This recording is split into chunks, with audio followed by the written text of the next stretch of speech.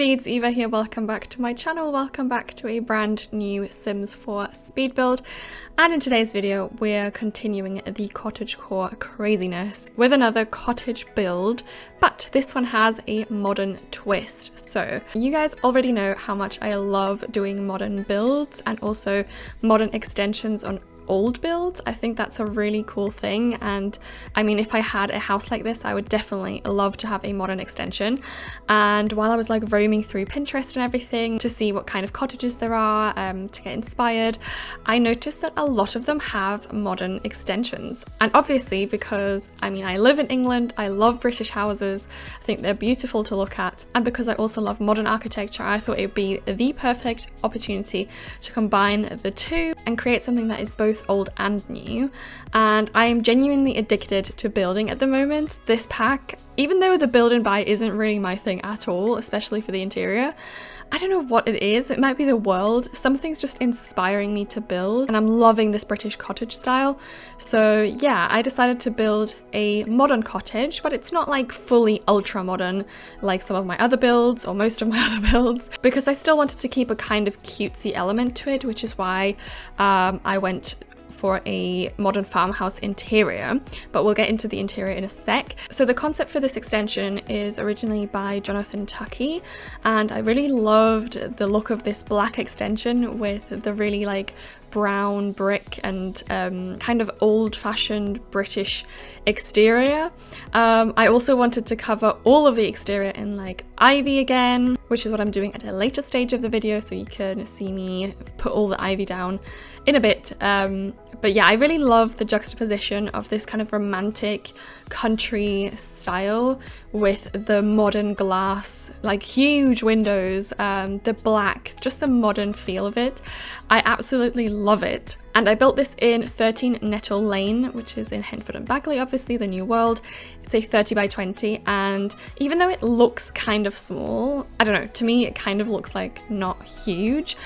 It actually is quite big. So the house has 3 bedrooms, 3 bathrooms, an office, a laundry room, a garage. It's big. And also one of the bedrooms is actually a nursery. So yeah, it's a full-on family house. Perfect if you are wanting to move your family in here.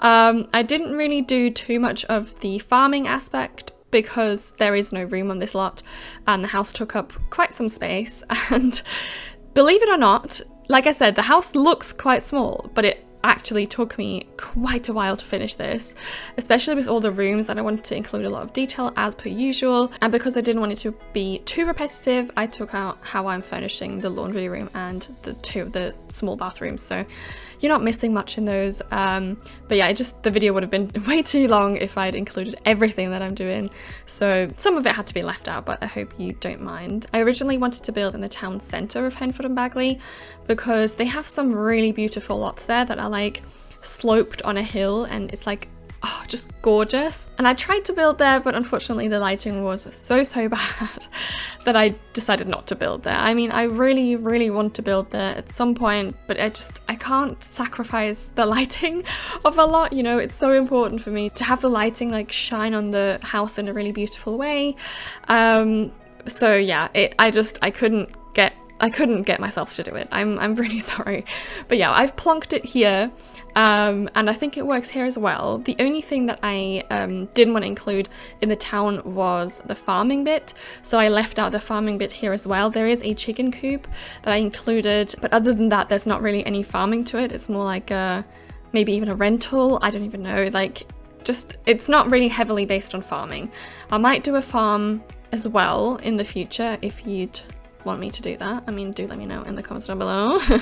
But yeah, the focus here was more like the British countryside home, maybe even for a family who usually lives in the city and then comes here every now and then on weekends and in summer holidays. So the interior is, like I said, not fully modern, but slightly modern in kind of a modern farmhouse style. I've never ever built in a modern farmhouse style before, so it was very new to me, and it still felt very like cottagey and cutesy to me, but not as much as my last cottage build was, where I used only or mostly build and buy from the new pack, and that was obviously very, very old-fashioned and a very different style to this house. I tried to keep it mostly country and a little bit more cluttered than usual, but also with some modern touches here and there, and I really like it. I like the end result, and I really hope you do too.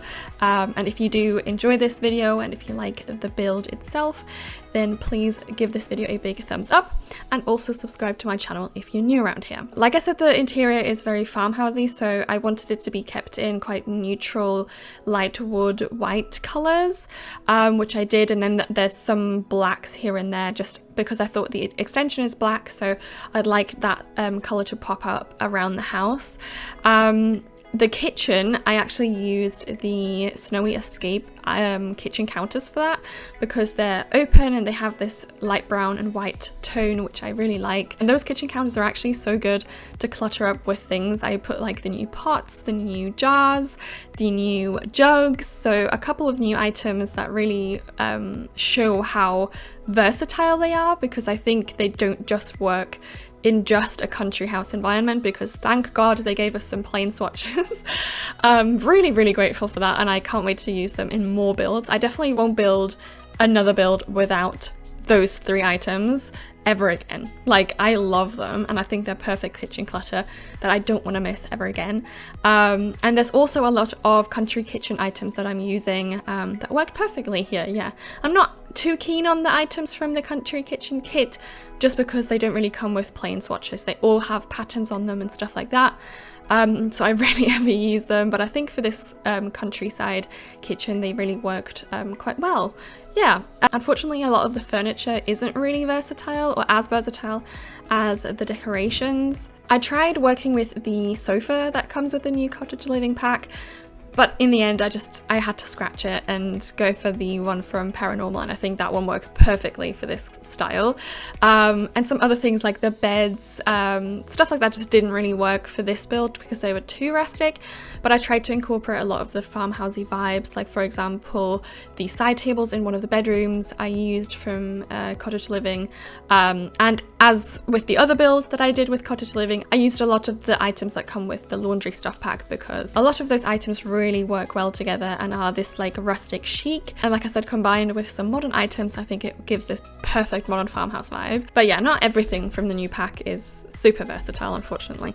But yeah, this kind of was a test of how versatile they are, and I will also have to see how versatile they are in a fully modern environment, so that'll be interesting, and I can't wait to see how many of these items I will actually use on a day-to-day basis.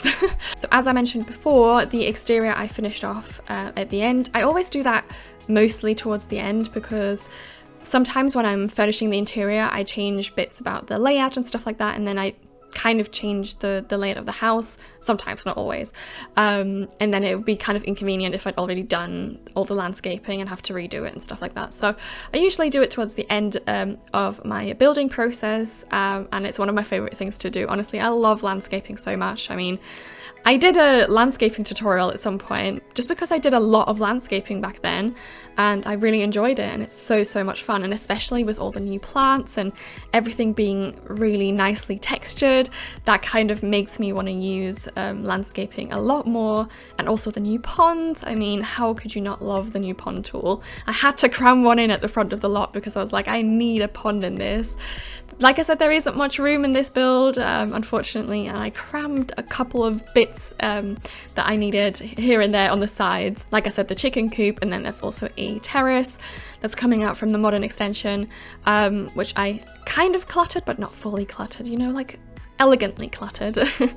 And also obviously we have the driveway up to the garage on the left where I plonked a little Land Rover on the side. I can't stop using those cars. I love those cars. I didn't really clutter as many items on the exterior as I did with the last build because that one was more of a like cutesy cottage, whereas this was more elevated in a way, and I still wanted to do a lot of greenery, a lot of flowers, all that sort, but just not too many like farm items just like lying around.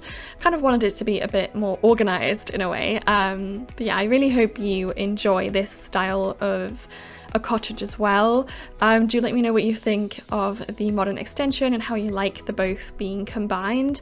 But yeah, I think that's unfortunately it for today's video. I hope you enjoyed the speed build, and hopefully you'll also enjoy the tour that is coming up in a sec. And yeah, I can't wait to see you again next Wednesday with another Sims 4 speed build. Bye!